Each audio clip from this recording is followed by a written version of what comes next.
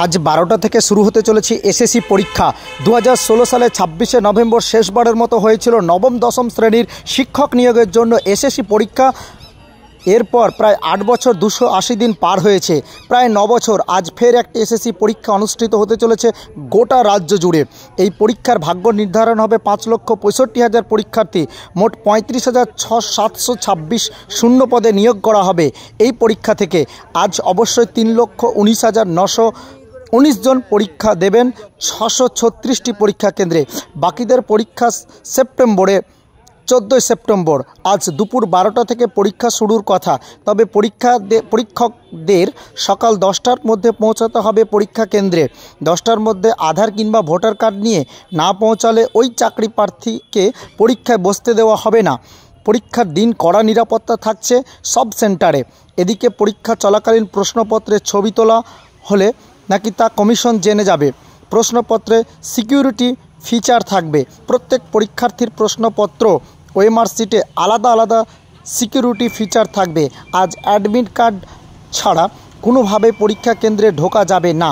এছাড়া কোনো electronic device নিয়ে পরীক্ষার্থীরা ঢুকতে পারবে না কেন্দ্রে।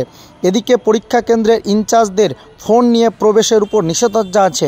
এদিকে এবছর এমআর শিট 2 ভাগে বিভক্ত হবে।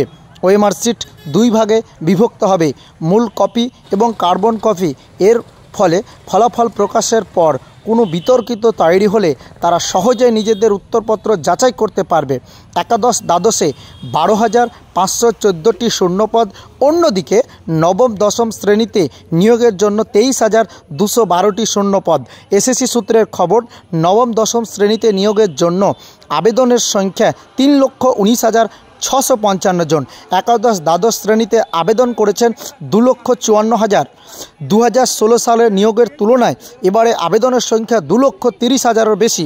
প্রসঙ্গত, এর মধ্যে প্রায় 13,000 যোগ্য শিক্ষক শিক্ষিকা রয়েছে।